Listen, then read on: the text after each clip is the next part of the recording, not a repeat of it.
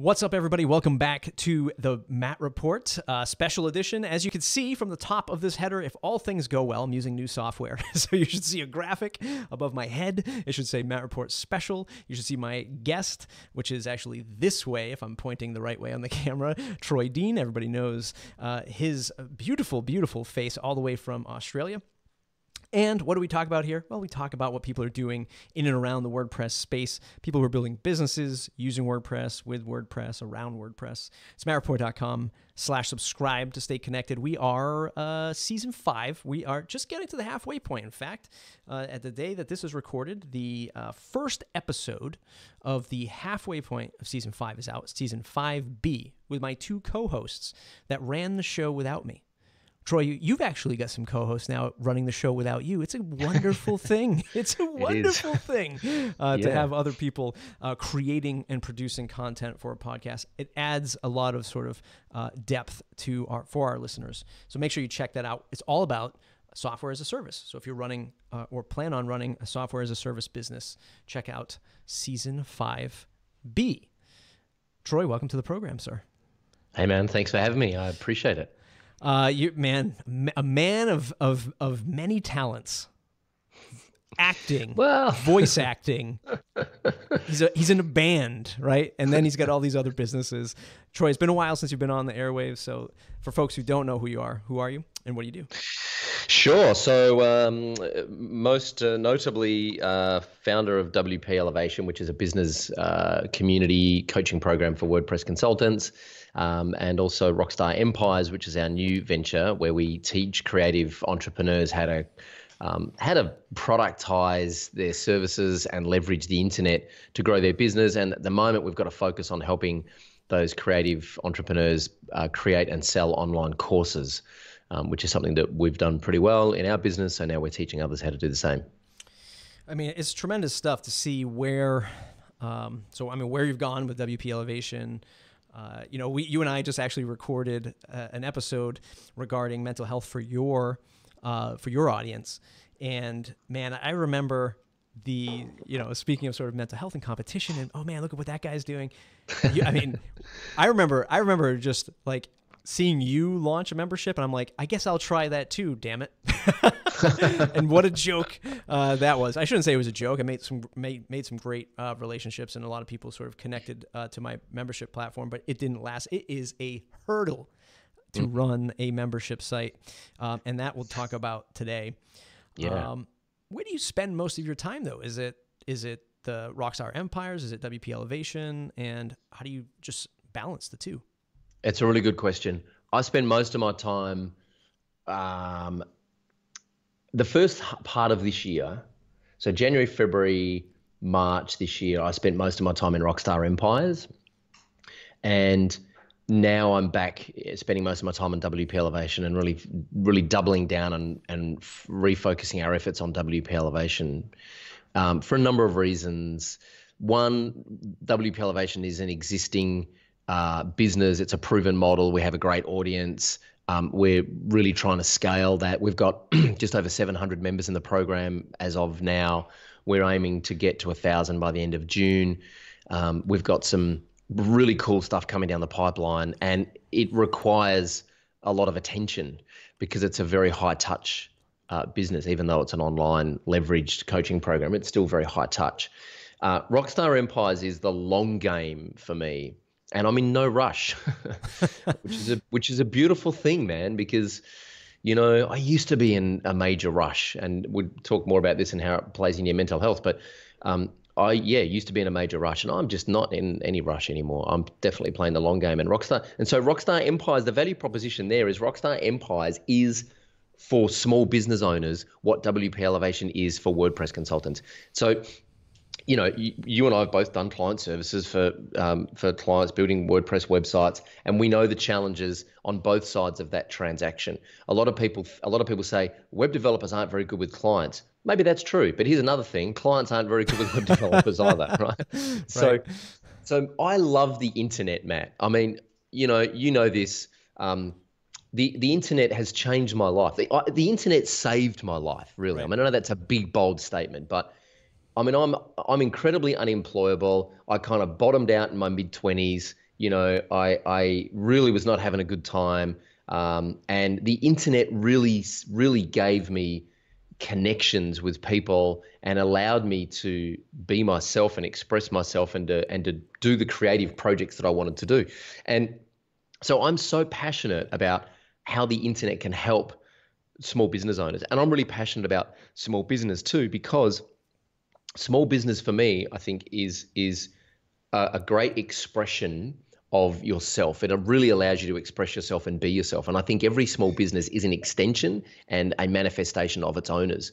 And the internet gives you these great tools and this great opportunity to leverage and to grow a small business to support your lifestyle.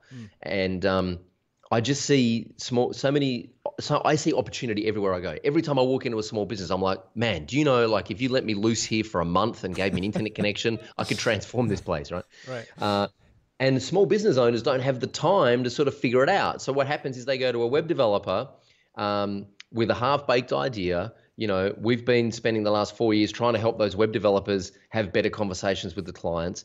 And the long-term focus for me is I want to help small business owners understand how they can better use the internet so that by the time they get to the web developer, they're already fueled up, they're skilled up, they know what they need, they're ready to produce content, they're ready to be super helpful, they understand online video, they understand how the internet works, and everyone can have a more meaningful conversation and get a better outcome.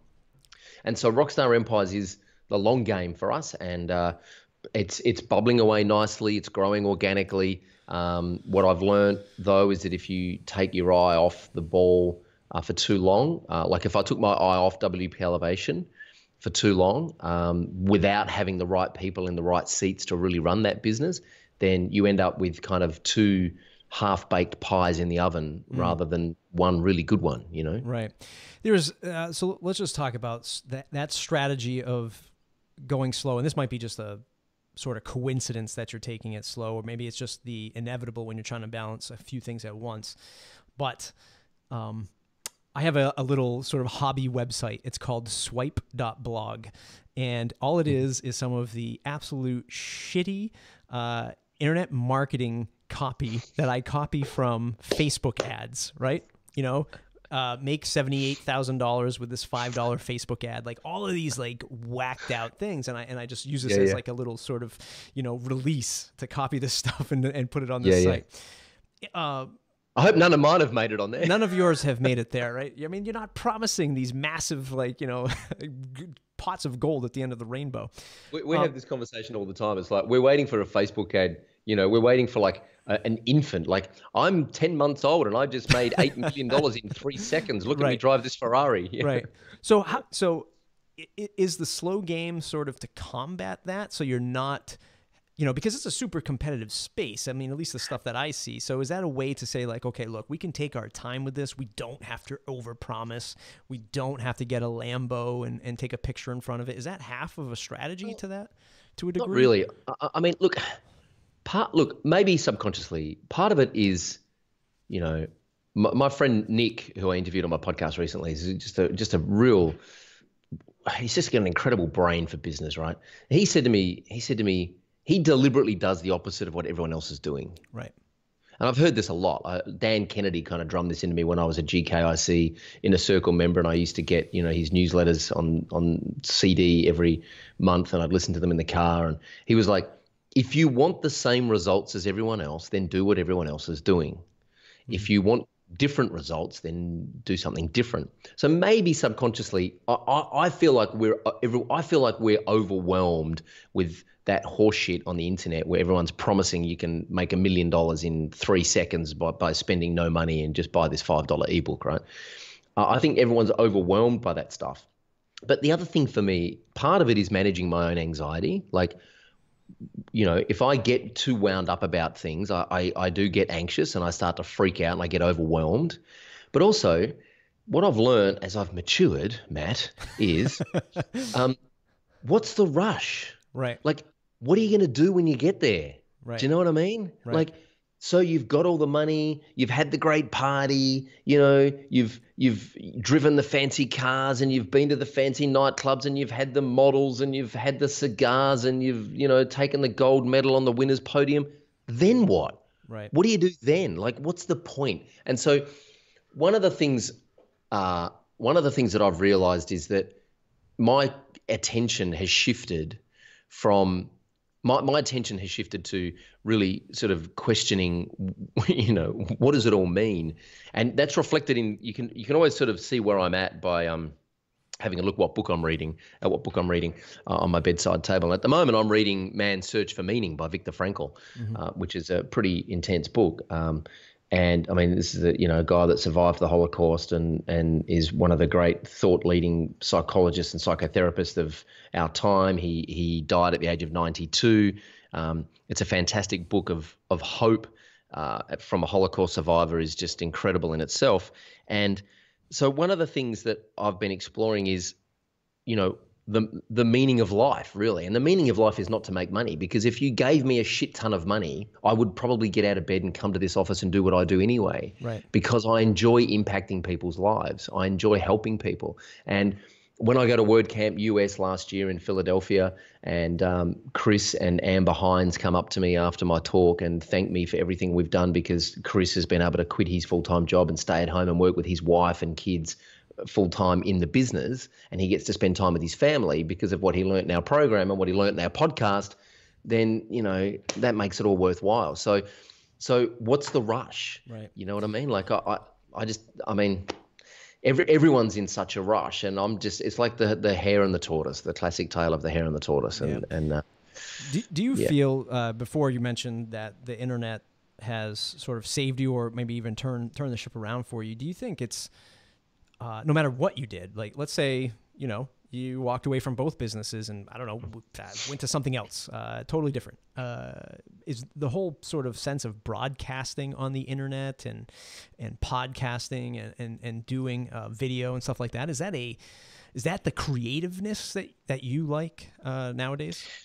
Yeah. And also, yes, it is. So, whatever business I went into these days, my business partner and I always joke about having a fish and chip shop. Whenever we get sick of the internet and technology and, Australian internet speeds and, Adobe Creative Cloud not syncing your fonts and or whatever frustration it is, we're always like, what, screw it, man. We're going to open a fish and chip shop and we're just going to do away with the internet. But I can tell you now, if I opened a fish and chip shop, I would make little videos about why our fish is the best tasting fish in town, and why our chips are the healthiest chips, and why we use sweet potato. And I'd make little video blogs like that, and I'd start a podcast and I'd interview other fish and chip shop owners, and because A, it works, B, it's fun, and C, so A, from a business strategy, it's a great business strategy. B, it's a lot of fun. And C, I'm a very delicate, sensitive flower, man, and I need validation.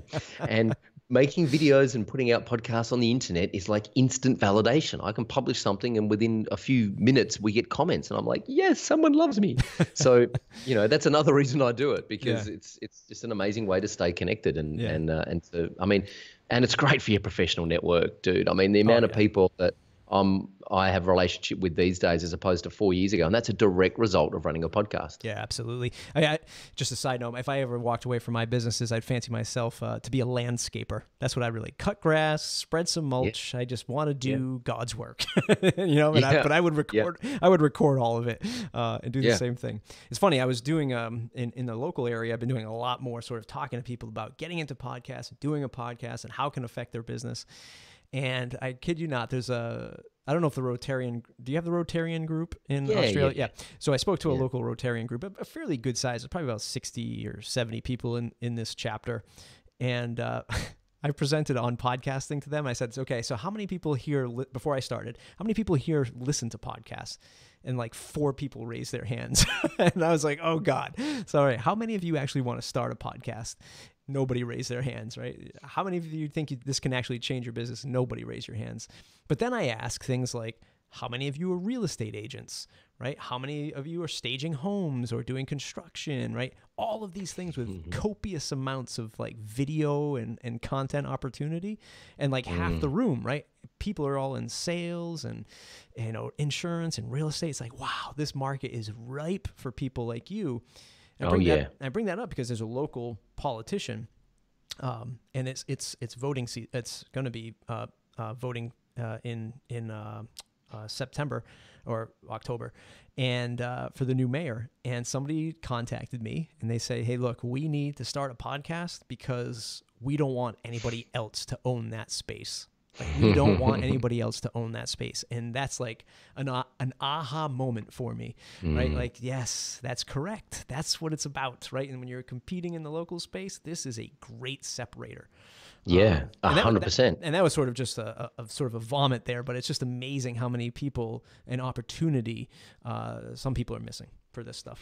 You know, Dan Kennedy talks about this all the time. Like the way to own a category is to invent it, and you know, you don't have to. Like, I mean, you know, you and I mean, I think you and I were the first people to talk about WordPress consultants. You know, everyone was talking about WordPress developer, WordPress designer, and I remember listening to your podcast, and I kind of had this thing for WordPress consultants, and I discovered your podcast, and you actually said on one of your early episodes, you were like, why don't we just call ourselves WordPress consultants? And I visibly remember walking through the supermarket, having that moment going, yes, that's exactly what I've been saying. WordPress consultants. I'm not a developer and I'm not a designer, but I know how to put this shit together. And so if you think about, you know, the way to broadcasting and having some kind of podcast is great authority positioning. It instantly gives you authority. And then you have the authority to invent your category. And so while everyone else out there is a personal trainer, you can be a body transformation expert. It's the same thing that you're selling at the end of the day. It's just packaged up differently, and it really speaks to the high-end customer about the benefits that they're getting, and they will believe you because you're a podcaster and you have that authority positioning, and you know you are seen as an expert because you have a microphone or a camera. Right. It's, you know, yeah. Let's talk about that. From when you started WP Elevation till now, how have the consultants exiting the course changed? Are you seeing a difference, a big difference in approach and in what people have to offer? Maybe on the sort of technology side, is it have your students gone even beyond integrating WordPress? Are they going into like marketing tools, and what does that whole thing look like from when you and I chatted maybe 3 years ago? So it's funny. A lot of our members, our mature members, what we call them alumni, who have been through our course, and a lot of them are still with us, and those that do exit the program because they've gotten enough out of it and it's time to move on, and they go and explore other trainings, they talk about themselves as digital marketing consultants or digital business consultants. So, you know, there's a lot of people, you know, integrating things like ActiveCampaign or Infusionsoft, or you know, taking WordPress and plugging it into other tools and other software to provide a more holistic solution. So whether it's, you know, getting it to talk to the CRM, or getting it to talk to a shopping cart, or getting it to talk to some other third-party industry-specific piece of software. And let's be clear, we don't teach WordPress development at WP Elevation. We've just started rolling out some development training with Zach Gordon, but we haven't been a WordPress tech shop. We teach business consulting and communication strategy.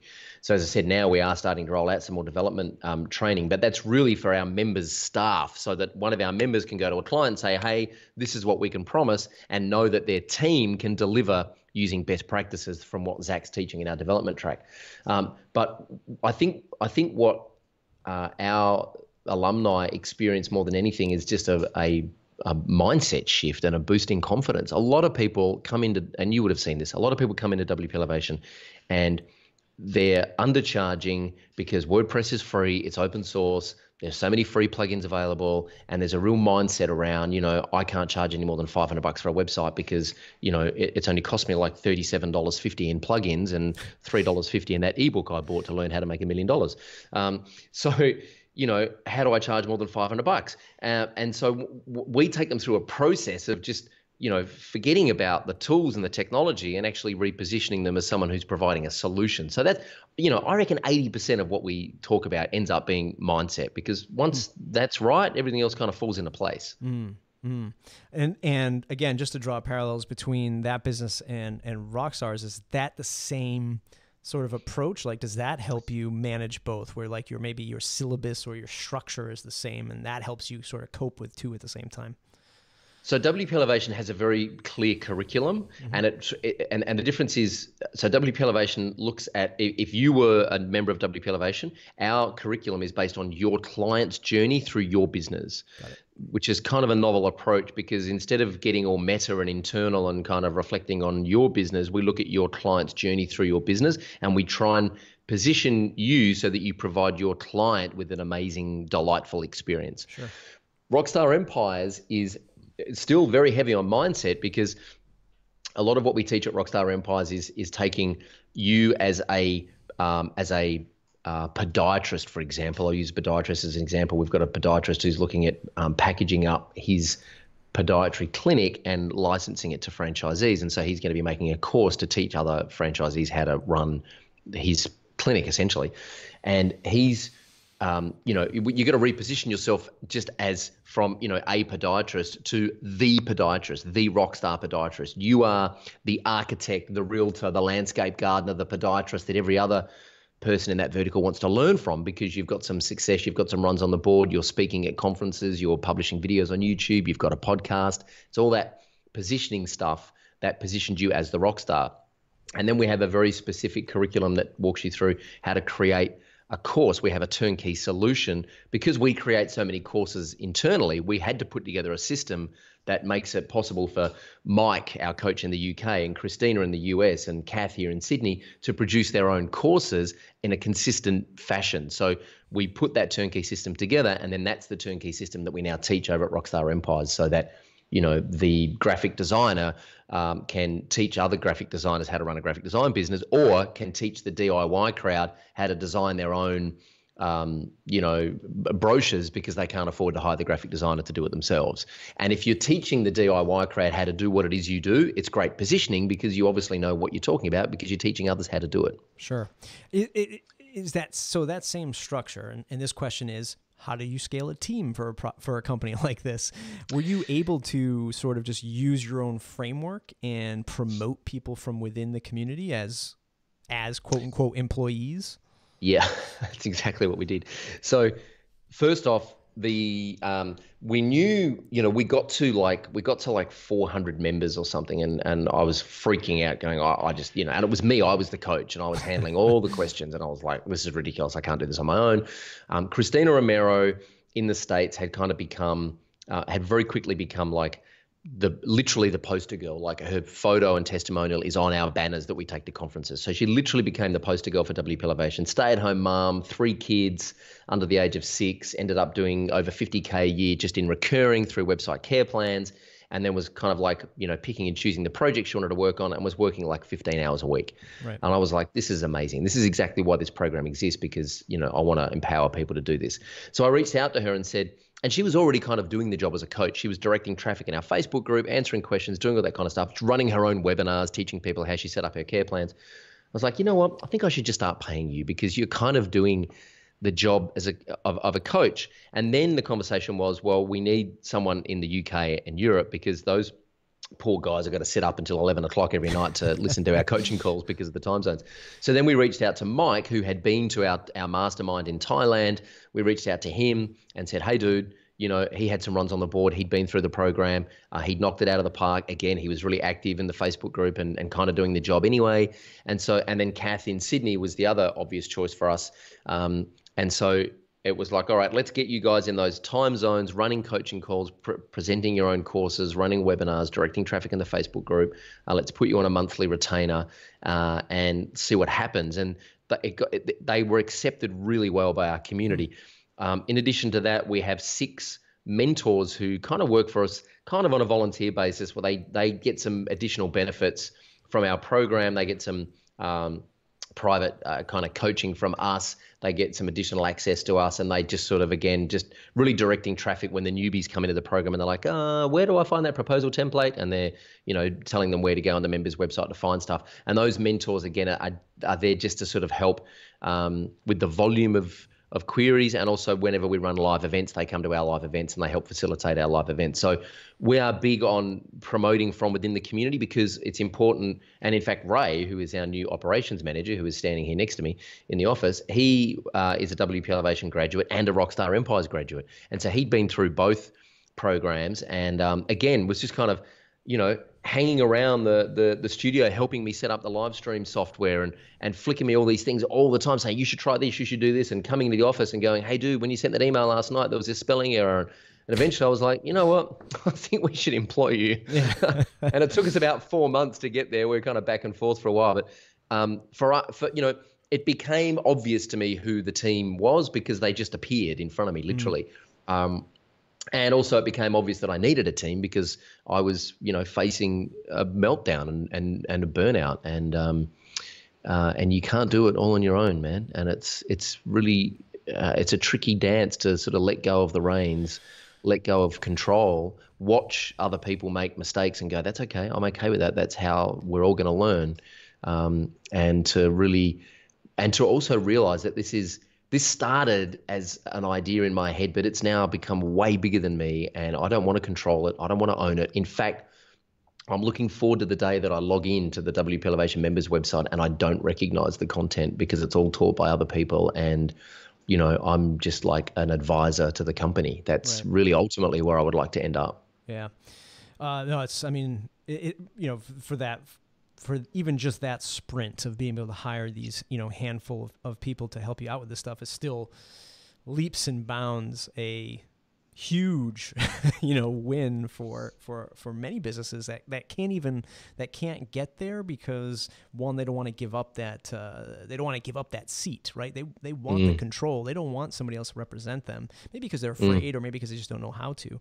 But also to your systems, your internal systems, to sort of build all that stuff out. Masterminds, right? Talking about this stuff, I'm in a mastermind. I've been in a few masterminds. Some have been really good. Some have been pretty bad. A lot of it has to do with sort of the what everybody's willing to put into one, right, and be accountable to each other. I saw you, and you don't have to name this mastermind if you don't want to, but I remember seeing you on being very vocal on either Facebook or Twitter about a mastermind that you went to. You paid a lot of money for it, and you just weren't happy. I mean, you don't have to name it if you don't want to. Sure. But how do you evaluate these as somebody who runs masterminds? Like, you experience a bad one. I mean, you must sit back and be like, what the hell? Like, I could do this for this price. Yeah. Well, so here's the thing. I'm happy to talk about it, and let's get it out of the way so everyone knows. So the event that I think you're talking about is Michael Gerber ran an event in San Diego late last year. That's probably what it was. Yeah, it was called the Dreaming Room, and it was a $5,000 a head event. I actually got in as a podcaster. I actually got in on a media pass. But there were a lot of people there who had flown from the other side of the planet and paid $5,000 to be there for the weekend. And by 11 o'clock Saturday morning, it had become a bit of a pitch fest, and Michael was pitching a $12,000 a year program where you learn how to develop the systems for your small business. And the unfortunate thing was, and maybe it's a generational thing, but the unfortunate thing was, as someone who has seen the free line pushed so far, Michael. And he freely admitted that he was kind of building the runway as the plane was taking off. But there were kind of the main systems that he outlined. You got to have a customer. You got to have a customer delivery system to know. The first thing you got to set up is how you're going to deliver your product to your customers. Then you got to set up a lead gen system. Then you got to set up a lead conversion system. Then you got to set up a management system, and then a leadership system. And there are these 7 processes you got to roll out. And the fatal error that he made is that he didn't actually show us one example of how he'd set this up in his current business before he pitched us his $12,000 a year program. And I think that was a fatal error. All he really had to do, he's the guy that wrote the book, The E-Myth. He's the guy that wrote the book on systems and processes. And really, he's a commentator on what Ray Kroc did at McDonald's, and a great commentator at that. And the E-Myth was a huge influence on me, and I have a ton of respect for what Gerber did during that time. Unfortunately, the event in San Diego, he really missed the mark because he didn't add enough value before he pitched, and I thought that was very poor taste. So my rule is this: I won't pitch someone who's paid good money to be at one of our live events. If you pay money to come to one of our live, I just think that's poor taste. If you pay money to come to one of our live events, we are there to do work. We are there to work on your business and help you get unstuck and help you transform. And so that's, we have certain rules around our live events. They're a very giving space. They are a sacred space. They are a safe environment. Anything that happens at our live events stays at our live events. We talk about revenue. We talk about the problems in our business. We talk about challenging spouses who are over-opinionated. There are tears. There are hugs. It's a very intimate event, and we try and make it a really safe environment for people to really expose themselves and their vulnerabilities and tell the group what the symptoms are so that we can all work together to prescribe the right medication, if you know what I mean, or the right treatment. And so I think that's partially why our live events are so powerful, and partially why I'm so disappointed with a lot of other live events that I go to, because if I'm paying money to be at a live event, don't pitch me. Right. If I go to a live event that's free, I expect to be pitched. Right. It's like if I go to a free webinar, I expect you to pitch me. You're buying my time, and you can pitch me. That's totally cool. But if I'm going to pony up money to be on a webinar or a training course with you, don't then pitch me the next level. That's just bad taste. Right, and yeah, and it's not cool. Yeah, and you're absolutely right. I mean, you bring up some of those positive points of your live in-person workshops, and that can transfer over to the people who just create a 4 or 5 person bi-weekly or monthly mastermind, right? And it really has to do with, look, if people aren't willing to share and really connect, and if a lot of people just constantly, oh, I can't make it this meeting, I can't make it the next meeting, it's like, okay, well, you have to, like, we're all in this together. And that's been the biggest sort of sticking point for me with sort of these small little masterminds, where if people aren't willing to really contribute, or they can't make these meetings and they're really not giving back, it's all about finding those right people and not getting too big. Because just having these small, tight-knit conversations is super important. So here's an idea. One of the things I think is that if there's no skin in the game, people don't value the experience. And so it's tricky. We run mastermind events and people pay us to come to the event, right? And we cover the cost of the room, and we cover catering, and we put on beautiful lunches, and we, do all that kind of stuff. And I can tell you frankly right now, because I fly out to the States to our mastermind events barely break even. We do not make profit out of our mastermind events. They barely break even. I try and tie them in with when a WordCamp is happening, so I can go do the live event, then go to a WordCamp, and it kind of makes sense. But we don't make a profit out of our live events. One day we would like to, because the more profit we can make, the more live events we can run, and the more coaches we can put on board, and the better experience we can make it for everyone. So I'm not allergic to making profit at all. Let me clear that up. Profit's a good thing, man. It helps you serve your customers. But what I can say is that free mastermind, some free, especially online masterminds, they're very easy just to drop out. And usually the reason people drop out or don't turn up is because they're afraid to expose themselves and be vulnerable.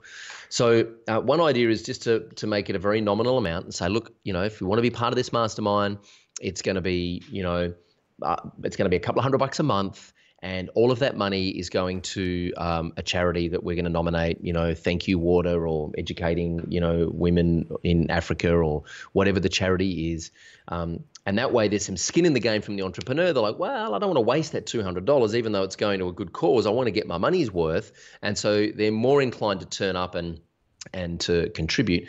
And the other thing is just to set the ground rules from the start. So to say things like, this is a safe environment. Whatever happens on these calls stays on these calls. Don't use any information against your competitors, and don't share any of this information outside of this group, because it's a sacred group. And, no judgment here and no competition. The only way that we're going to get what we all want out of this is if we all make it an amazing group. One key distinction I always say at the start of all of our live events is this. When you come to any sort of mastermind, I know, and I've been to enough of these over the years, I know that everyone's sitting here thinking, how is this going to transform my business? What am I going to get out of the next 2 or 3 days, right? Yeah. What's in it for me? Now, if you imagine that there's 25 people in a hotel room for 3 days and we're all trying to take something out of the room, it's going to get pretty empty pretty quickly. So my advice would be just to shift your mindset now and ask yourself, how can you become the most helpful person in this room over the next 3 days, and just give as much as you can to everyone in the room? Because if we all give, then that rising tide is going to lift all boats, if you know, to coin a phrase. So right at the start of the day, we set that expectation, and the other expectation I set is we're all friends, we all love you, there is no judgment here, but there'll be plenty of time during networking breaks to share your life story with each other. When we're doing the work in the mastermind format, try and avoid telling us your life story, because if you do, we're just not going to get through everyone. So when we say, what are you trying to achieve over the next 90 days? Try not to start by saying, well, when I was 3 and I was bullied in kindergarten, you know, you can have that conversation at dinner, right? Or over lunch. And I want to have those conversations. I'd love to hear your life story, but not while we're in the room doing the work. Right. So you do need to put some. By the way, I was bullied in kindergarten when I was 3. It was very traumatic. I don't mean to laugh. It's just no, I know, it's true story. I think everyone wasn't everyone right, yeah, bullied? Pretty sure.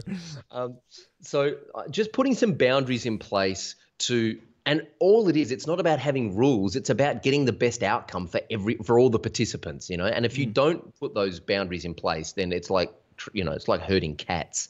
Right. So right. Yeah. I mean, I recently did a video on this, sort of along these lines. It was called "This Community Is Not for the Taking," where, you know, I had an open dialogue with somebody on Twitter, and, you know, he had mentioned, like, well, you know, this community didn't give anything to me. You didn't support me. All these other people didn't support me. And by support, he meant promote. Right. Those were the sort of the key takeaways to that stuff. I mean, especially the WordPress community. You know, a lot of people look at, and maybe not this particular individual, maybe he had a different sort of look at it, but I'm starting to see more and more of these sort of internet marketers targeting WordPress as the keyword, right? You know, like, hey, look, I can teach people this stuff, and they can make, you know, $30,000 in a weekend. You know, the community really can't be looked at as your marketing target, as a Facebook pixel profile or whatever it's called, audience, pixel audience. It's not really fair, because there are so many of us, you know, like yourself, like Corey Miller, doing great things for the community at large, not just, you know, how does Troy get more Twitter followers, that kind of thing. Yeah. Well, it's like any community, you know. My rule is like the family barbecue test, right? So if your sister comes to the family barbecue with her new boyfriend, and you say, "Oh, g'day, Paul, how you doing?" And he says, "Oh, yeah, good." And you say, "What do you do?" He says, "Oh, I'm a landscape gardener." "Oh, great. Well, listen, if you need a website, here's my card." That's a bit awkward, right? Right. I tell you what, why don't we have a beer? Let's talk about the baseball. Let's bond over whatever we find in common. And once we've known each other a while, I might say, like this is a real example. It happened with my wife's cousin. He's a landscape gardener, and you know, after we'd known each other a long time, and we'd been to Christmas barbecues and stuff, he eventually said to me, "Dude, I'd love to get a website one day, and, you know, any chance you could help me out?" I'm like, "Dude, of course, man. Grab a 6-pack of beer, come around to the office one Friday afternoon, and we'll build something." And I built something for him in Beaver Builder. And when we needed some help at our place with a tree to cut down, it's like, "Andrew, can you come around and check this out?" He's like, "Of course," because we're family and we have that mutual kind of respect. But if you go in for the kill too early, right. And a lot of people do come into the WordPress community, and they're like, I get emails all the time from people wanting to launch products onto the WordPress community, and they're like, "Oh, you're a WordPress influencer, and we'd like you to promote our thing to the WordPress following." And I look at my whiteboard and go, wow, nowhere on my roadmap does it say find random product from random company I've never heard from and promote it to my audience. Right. No. Right. And they don't ask me, like, you know, how they can help me, or, you know, they don't even ask me what my business objectives are. They just think because I have a microphone and a camera that I'm going to promote their thing. And I'm like, you know, you got to go do Biz Dev 101. It's about relationships. It's not about promoting each other. It's about relationships. Yeah. And so when I want to run a mental health conversation here, I reach out to you and Carrie, because we have a relationship. We've hung out in real life. We know each other. You know, we have this conversation, and of course we're going to support each other because we're friends and we have that relationship. Yeah. Someday we're going to have to figure out how to collaborate on these emails, because I get the same ones like, hey, you know, on your post from 17 years ago, we really like that comment, but can you take a look at this plugin? And it's just, Jesus. One final. We should just like publish a page that says, if you want a WordPress influencer to promote your thing, this is what you should do first. Yeah. And just have a laundry list of like how it's taken us all, 5 or 6 years of flying around the country, going to events and meeting people and shaking hands and building relationships to get to a point where you've actually got a network of people who are going to support you. Right? Yeah, I mean, absolutely. There really has to be a playbook for these folks. Years ago, I think it's actually years ago, I think I can actually say that, you did the Future of WP. Or the Future of WordPress, the live broadcast where folks got together and including Mullenweg on a few shows to sort of talk about that. Any plans to sort of rekindle that? And closing out, I mean, what do you see as sort of the future of maybe the product side of WordPress or whatever you see as in your crystal ball? So what you're referring to is WP Think Tank, which was a live stream call where I had a bunch of people on, and we talked about WordPress and the future of it. And it was fun. It was something that became a distraction, and I've learned that focus is really the only thing that matters. Focus, and if in doubt, refer to rule 1. So I let it go. I let WP Think Tank go because it became a distraction. What do I think the future of WordPress is? I don't know, Matt. It's a good question. I think WordPress will become less visible in terms of the technology stack. Like, it's just a tool at the end of the day, and it's a great piece of software. It has a great community of users, something that I've never experienced anywhere else. Like, you don't go to Salesforce conferences or Adobe conferences and have the same kind of experience and real kind of sharing that we do in the WordPress community, at least not my experience anyway. And I think part of the open source spirit is partially responsible for the really good-natured spirit of the WordPress community. I mean, I just remember the first time I discovered the plugin repository and saw all those plugins supported by all those amazing developers. I was just like, holy man, this is just an incredible place to be. The future, I think, is where I think at some point WordPress will have these kind of forks or offshoots of WordPress that serve verticals. So Noel Tock spoke a couple of years ago about how I think he said 2016 was going to be the year of the dashboard. They did that with Happy Tables. It's been done in other verticals. Rainmaker have done a really good job of, taking WordPress and building something on top of it. And I think, I logged into my Facebook group analytics tool the other day. It's called Grytics. It's made out of France, GRYTICS.com, and it analyzes the activity in your Facebook group. And I logged into the dashboard the other day, and I'm like, this actually just looks really familiar. And I did a view source code, and sure enough, it's built on top of WordPress. So I think there are all these little things that are going to pop up as WordPress becomes more popular as a development tool. But I think one of the biggest challenges WordPress has got is that it tries to keep a lot of people happy a lot of the time, and I think that will eventually be a challenge that it has to overcome. Like the bloggers are like, we don't care about custom post types or pages, and the developers are like, open up the REST API and let us do more stuff. So I think I don't know, things like, it seems like ACF should be kind of part of core. It seems like Beaver Builder should almost be part of core. It seems like there's, Conductor should be part of core. There are all these things that kind of make WordPress, augment WordPress and make it more powerful. And I think we'll see it evolve into more sort of deeper integrations into different workflows. But I actually think it will become less and less about WordPress and more about what you can do with WordPress. At least that's my experience. And maybe that's just because I'm maturing in this space. But the other thing you've got to remember is that every single day, tens of thousands of people discover WordPress for the first time. And so you and I have been using WordPress for years now, but right now, someone just discovered WordPress for the first time, and their eyes are being opened, and it has, I don't know, over 100,000 downloads a day or something ridiculous. So there's this huge tribe of new WordPress users coming into WordPress and discovering it And when I discovered WordPress, it was like version 2.4. You know, Right, it was right. nothing like it is now. Who Right. knows where it's going to be in 3 years' time? Yeah. It's an interesting space to be. Yeah, I mean, I am like 99.99% there with you in terms of, I think there will be a fork, and it might not be the fork as we know forks, but it might be a different flavor of things happening. I think we see it, especially with big web hosting companies sort of shifting the dynamics of WordPress, like a GoDaddy. They have their own onboarding system, they have their own themes, they have their own plugins, and they're sort of shaping the experience of how somebody experiences WordPress, where it's not going to be the same way that somebody experiences WordPress if they went to download it from WordPress.org and selected their favorite web host. Well, and it has to, because if you go to Squarespace, I mean, the onboarding experience of Squarespace is completely different. And you and I know how to use WordPress, but you put someone who's never used it in front of it and watch them try and wrangle it, and it's a learning curve.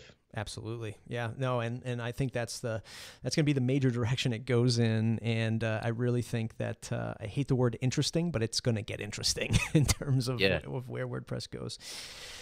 Oh man, Troy Dean, it's been a pleasure to talk to you, sir. Man, I mean, I always enjoy catching up. I always enjoy seeing you in person. For folks who don't know where they can find you, where can they find you on the web to say thanks? At Troy Dean on Twitter is where I'm pretty active. WPElevation.com if you're in the WordPress consulting space. And if you just want to sort of learn more about online business, Rockstar Empires has a great Facebook group. It's a free Facebook group. We call it our Rockstar Empires community. And that is just at facebook.com. Actually, it's if you go to rockstarempires.com/Facebook. It'll take you to the Rockstar Empires community group, and it's a free community group for online entrepreneurs to talk about all things awesome. When is the next WordCamp for you? That's a very good question. My wife is due to have our first in about 7 weeks. So, see you later, buddy. I'll see you next year. Yeah, I know. I'm not sure I'm going to be, in fact, I got an email today from someone asking me if I'm going up to WordCamp Brisbane, and I don't think I'm going to be making it there. So I'm not sure I'm going to be doing a lot of travel in the next 6 months at least. Yeah, I hear you. Definitely. Well, congratulations on that. It's an amazing experience. And I mean, we could have a whole other episode on that, but congratulations, my friend. MattReport.com/subscribe to stay connected. It's the #1 way to stay connected. If you do enjoy shows like this, you're going to be watching this on YouTube. Go ahead and like this video, subscribe to the channel, and as always, 5-star review on iTunes helps us greatly. We'll see you in the next video.